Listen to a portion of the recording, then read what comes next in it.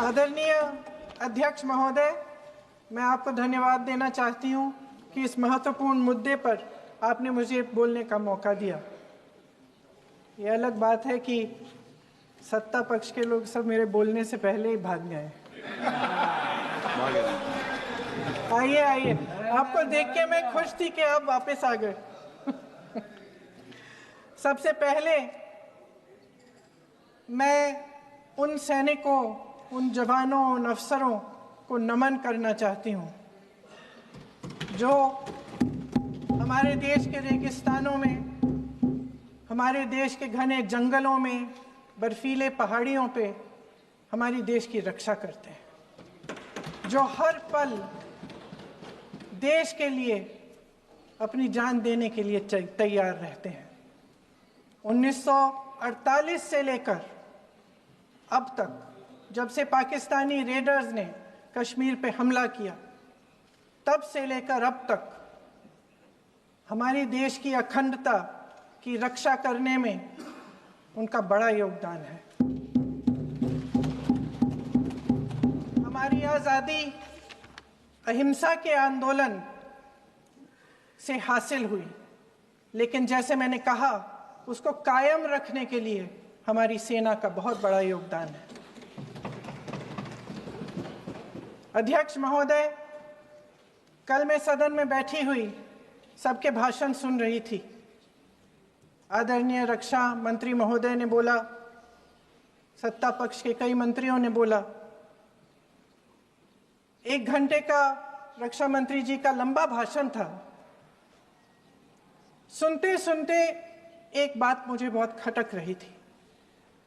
उसके बाद जब दूसरे भाषण भी सुने आपके सत्ता पक्ष के, तब भी ये बात बार बार मेरे मन में आ रही थी कि सारी बातें कर ली, ऑपरेशन सिंदूर की बात कर ली, आतंकवाद की बात कर ली, देश की रक्षा की बात कर ली, इतिहास का पाठ भी पढ़ा दिया, लेकिन एक बात छूट गई। उस दिन 22 अप्रैल 2025 को जब 26 देशवासियों को अपने परिवार के सदस्यों के सामने खुलेआम मारा गया, तो ये हमला कैसे हुआ, क्यों हुआ?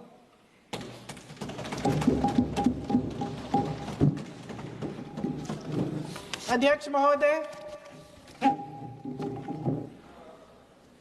ये लोग बैसारन वैली में, पहलगाम के पास कश्मीर में क्या कर रहे थे? आजकल पब्लिसिटी का दौर है, प्रचार का ज़माना है। कुछ समय से हमारी सरकार ये प्रचार कर रही थी कि कश्मीर में आतंकवाद ख़त्म हो गया है, कि कश्मीर में शांति है, अमन चैन है। प्रधानमंत्री जी ने खूब भाषण दिए, देशवासियों को कहा कि चलिए कश्मीर चलिए, सैर करिए। कई बार मैंने ये भी देखा मीडिया पर, टीवी पर, कि कश्मीर जाइए, ज़मीन खरीदिए, अब वहाँ अमन चैन है, शांति का वातावरण है। इसी बीच शुभम द्विवेदी, एक कानपुर के नौजवान, और उनके पूरे परिवार ने तय किया कि वो कश्मीर जाएंगे। शुभम द्विवेदी की 6 महीने पहले शादी हुई थी। उसकी पत्नी ने कहा कि उनके बीच एक ऐसा रिश्ता था, प्रेम और दोस्ती का ऐसा रिश्ता था कि वो एक दूसरे को बच्चों की तरह हंसाते थे। सोशल मीडिया पर एक वीडियो भी जारी है जिसमें पूरा परिवार एक साथ बैठा हुआ ताश खेल रहा है और ऐसे हंस रहे हैं, ऐसे हंस रहे हैं कि उस वीडियो को देख के किसी का भी दिल टूट जाए कि इस परिवार को इस तरह से उजड़ने क्यों दिया हमने। 22 अप्रैल 2025 को बैसारन वैली में मौसम का मिजाज अच्छा था।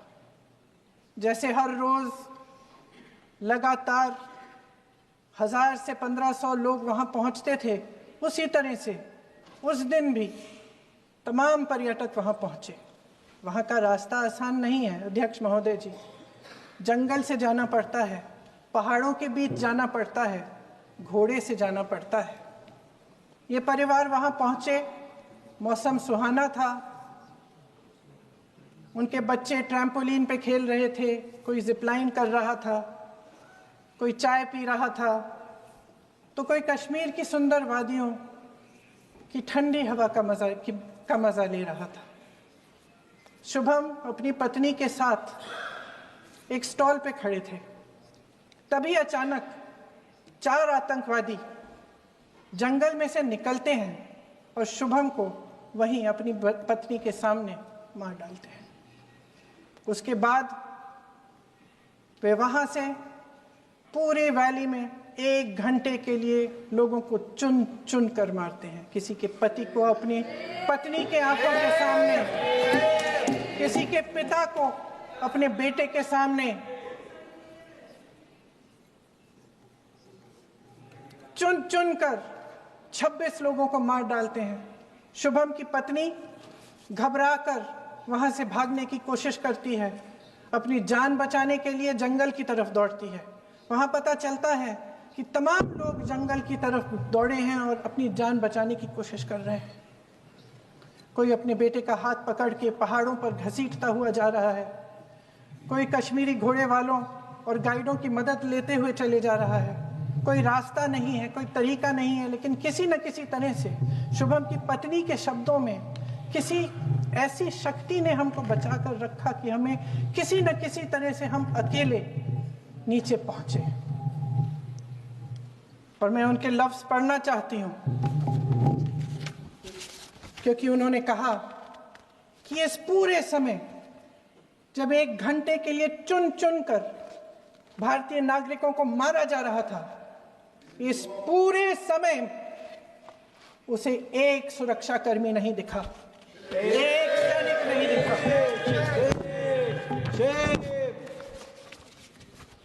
शुभम की पत्नी ने कहा, कोट, मैंने अपनी दुनिया को खत्म होते हुए देखा। अपनी आंखों के सामने एक सिक्योरिटी गार्ड नहीं था। मैं ये कह सकती हूं कि देश ने, सरकार ने हमें वहां पे अनाथ छोड़ दिया था। सिक्योरिटी क्यों नहीं थी वहां? वहां पे एक सैनिक क्यों नहीं दिखा? क्या सरकार को मालूम नहीं था कि यहां रोज 1000 से 1500 पर्यटक जाते हैं? क्या सरकार को मालूम नहीं था कि यहाँ के पहुंचने के लिए जंगल के रास्ते से जाना पड़ता है? अगर कुछ हो जाएगा तो लोग वहां से निकल नहीं पाएंगे। एक चिकित्सा का इंतजाम नहीं था, फर्स्ट एड का इंतजाम नहीं था, कोई इंतजाम नहीं था, ना सुरक्षा का ना फर्स्ट एड का। इन लोगों को भगवान भरोसे छोड़ दिया गया। ये लोग वहां पे इस सरकार के भरोसे गए और इस सरकार ने उन्हें भगवान भरोसे छोड़ दिया।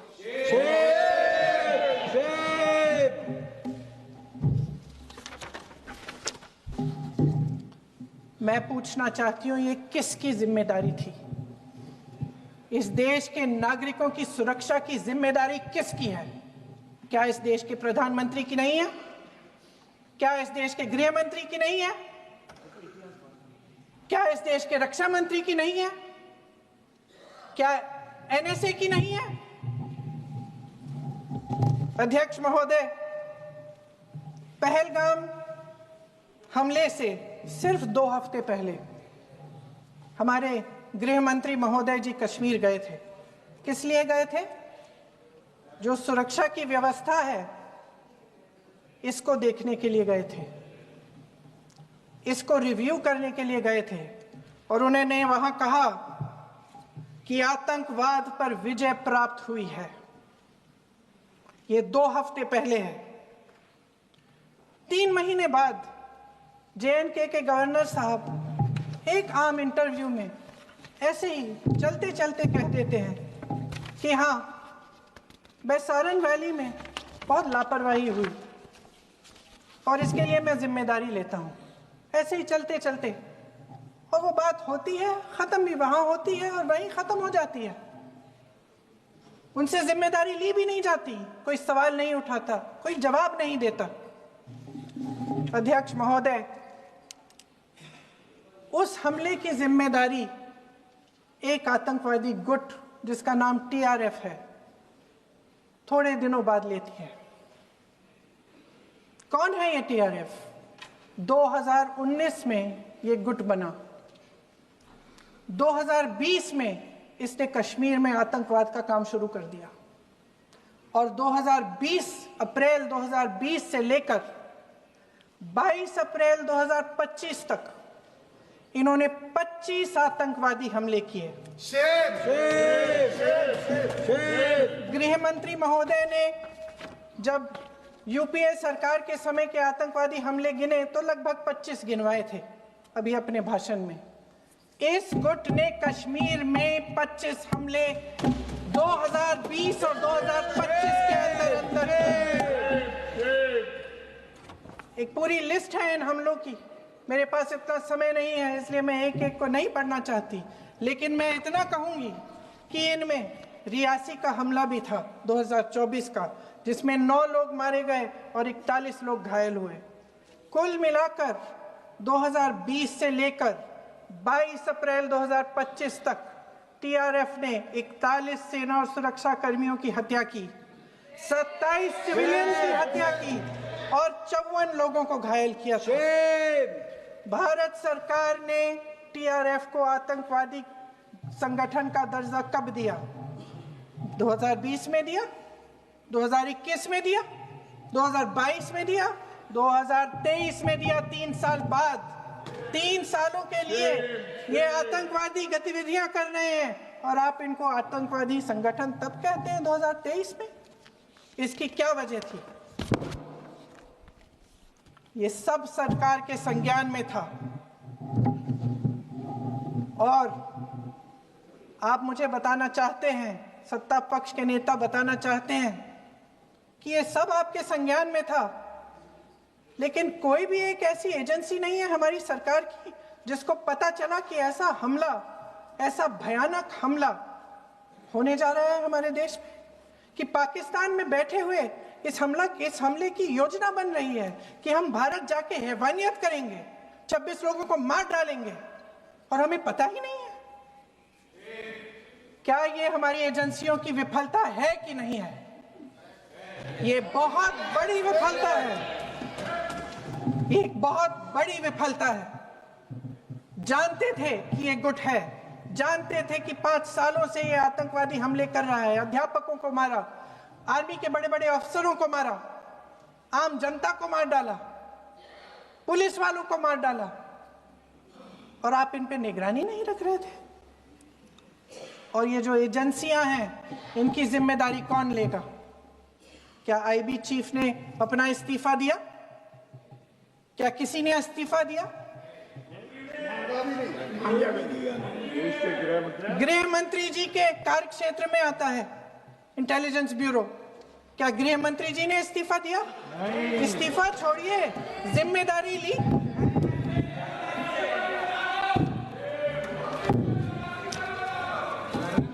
साहब देखिए, इतिहास की बात आप करिए, मैं वर्तमान की बात करना चाहती हूँ। आपको तो एक बहाना चाहिए, आपको तो एक बहाना चाहिए। पूरे परिवार का नाम गिनवा देते हैं। अरे अपनी जिम्मेदारी खुद लीजिए। 11 सालों के लिए तो सत्ता में आप हैं। नेहरू को छोड़ नहीं रहा। कल माननीय गौरव गोगोई जी ने अपने भाषण में पूछा गृह मंत्री जी से, क्या आपकी जिम्मेदारी नहीं थी? मैं देख रही थी। राजनाथ जी, रक्षा मंत्री जी यूं यूं अपना सर हिला रहे थे, कुछ बोले नहीं। अंदर से ये महसूस हुआ होगा कि यहाँ कुछ जिम्मेदारी थी, लेकिन माननीय गृह मंत्री महोदय जी हंस रहे थे, वे हंस रहे थे।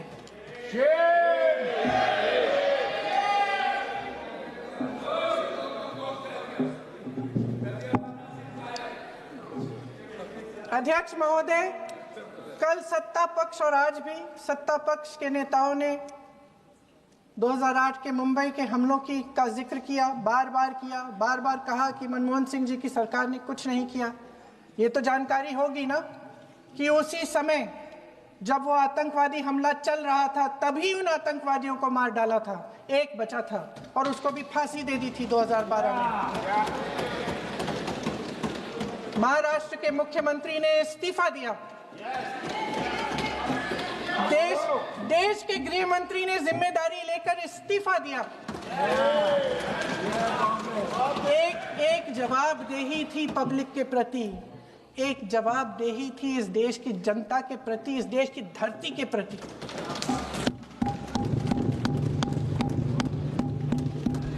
राजनाथ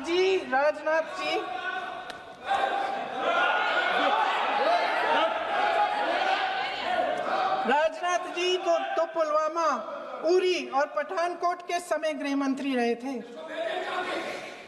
आज वे रक्षा मंत्री हैं और हमारे गृह मंत्री महोदय श्री अमित शाह जी के नाक के नीचे पूरा मणिपुर जल गया, दिल्ली में दंगे हुए, पहलगाम में हमला हुआ और आज भी वे उसी पद पर बैठे हैं। क्यों?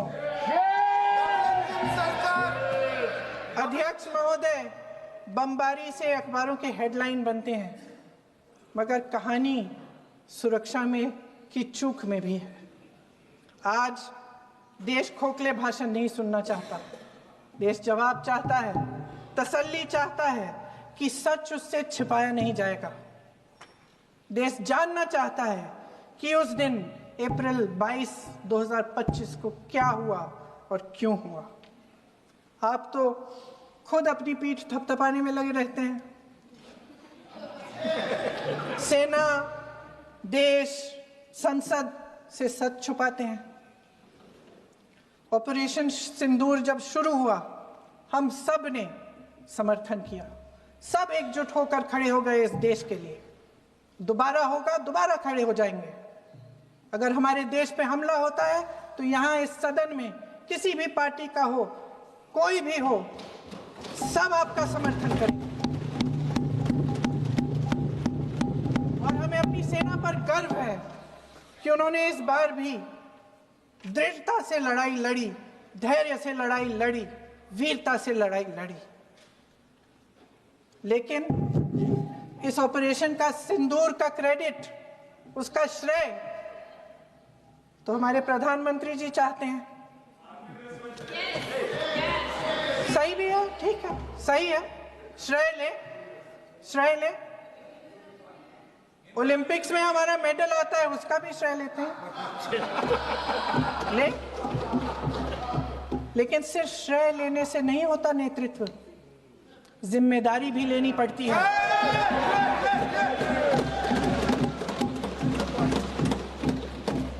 देश के इतिहास में ये पहली बार हुआ,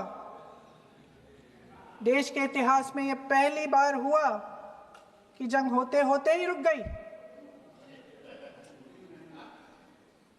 गई है जी।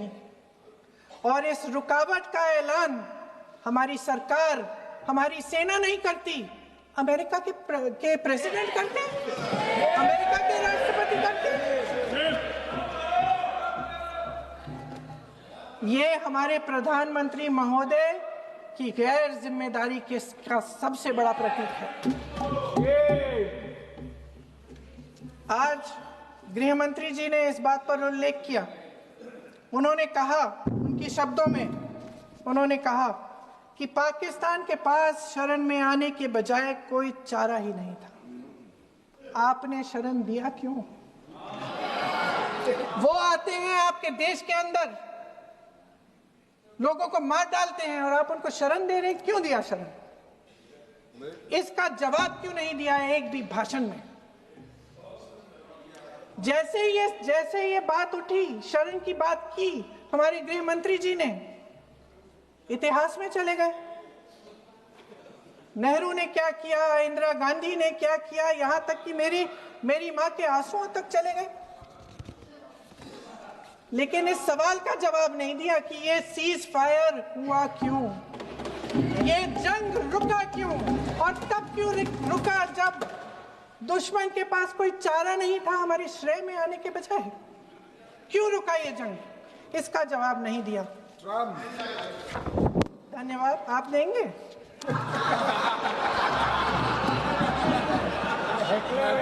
मंत्री देना भाई देना, आपको टाइम मिलेगा तो। टाइम नहीं मिलेगा आपको शायद। वैसे महोदय, मेरी माँ की आंसू की बात किए, मैं इसका जवाब देना चाहती हूँ। मेरी माँ के आंसू तब गिरे जब उनके पति को आतंकवादियों ने शहीद किया, जब वे मात्र 44 साल की थी। और आज अगर मैं इस सदन में खड़ी हूं और उन 26 लोगों की बात कर रही हूं, मैं इसलिए कर रही हूं क्योंकि मैं उनका दर्द जानती हूं, महसूस करती हूं।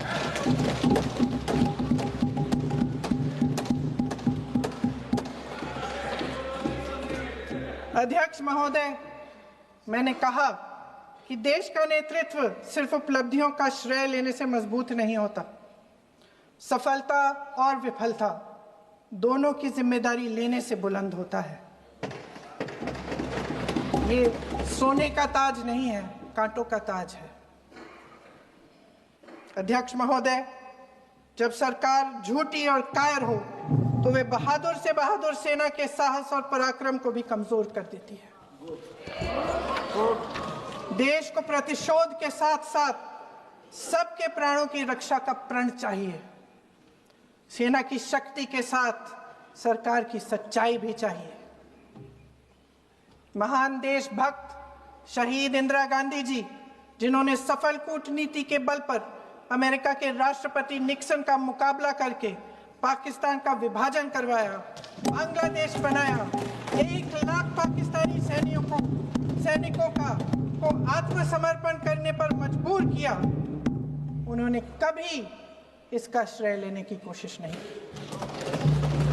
ऑपरेशन सिंदूर का मकसद अगर पाकिस्तान को सबक सिखाना था तो शायद ये मकसद अभी अधूरा है, क्योंकि हमारी कूटनीति विफल रही है।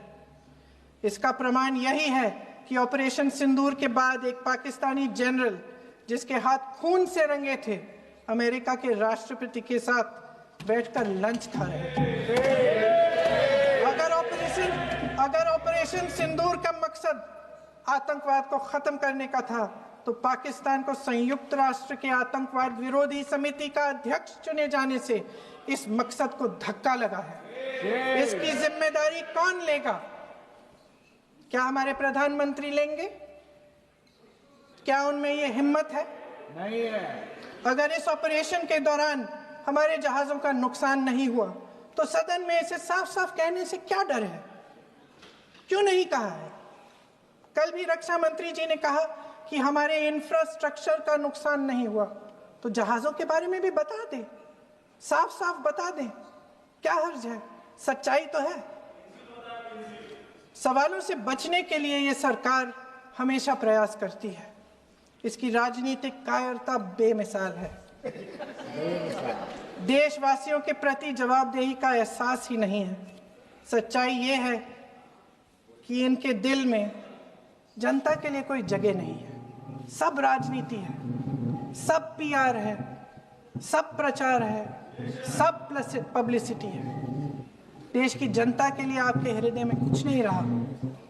बहुत समय हो गया है आप इस प्रचार में ही लिप्त हैं, जनता को देख नहीं पा रहे हैं। जी माननीय, जो पहलगाम में हुआ, खत्म करती हूँ, जो पहलगाम में हुआ उससे हर एक देशवासी के दिल पे चोट पहुंची है। हिमांशी नारवाल की गुहार ने हम सबको शर्मिंदा किया है। इसीलिए मैं आज यहाँ खड़े हुए एक आखिरी बात करना चाहती हूँ।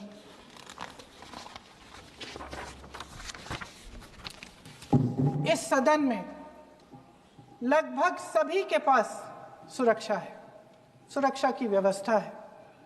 हम जहां भी जाते हैं हमारे साथ सुरक्षा कर्मी आते हैं। आपको भी मिल जाएगी, आप मंत्री बन जाएंगे, आपको भी मिल जाएगी। मैं मजाक की बात नहीं कर रही हूँ, थोड़ा सा धैर्य रखिए। उस दिन पहलगाम में 26 परिवार उजड़ गए। 26 लोगों को अपने परिवार के सदस्य के सामने मारा गया। 26 बेटे, पति, पिता गुजर गए। उनमें से 25 भारतीय थे।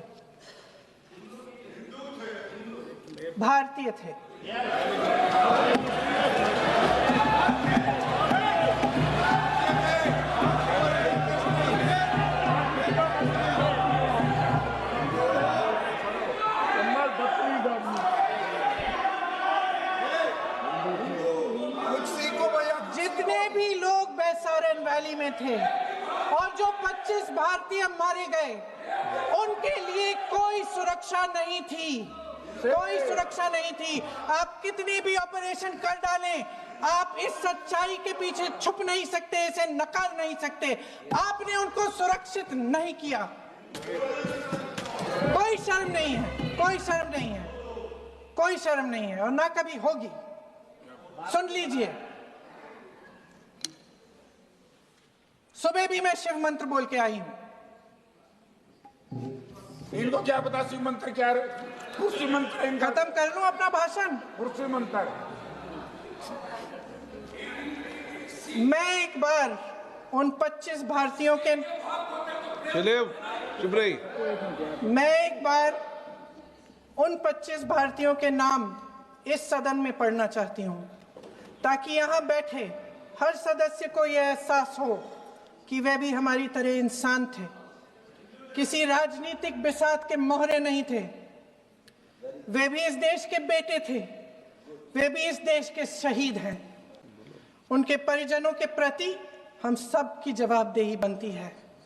उन्हें सच्चाई जानने का हक है। समीर गुहा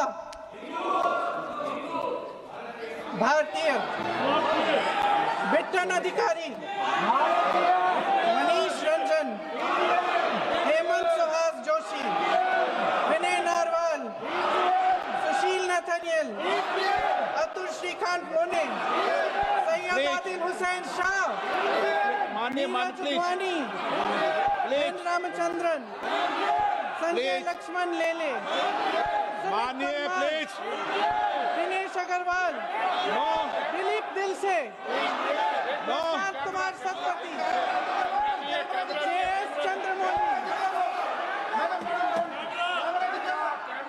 अब आप बोलिए, अब आराम से बोलिए। JS चंद्रमौली, यतीश परमार, S मधुसूदन राव, सुदर्शन नारेबाजी का सदन नहीं है।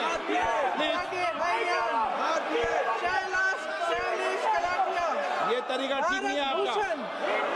मंजुनाथ राव, कौस्तभ गनबोटे, शुभम द्विवेदी। जय हिंद।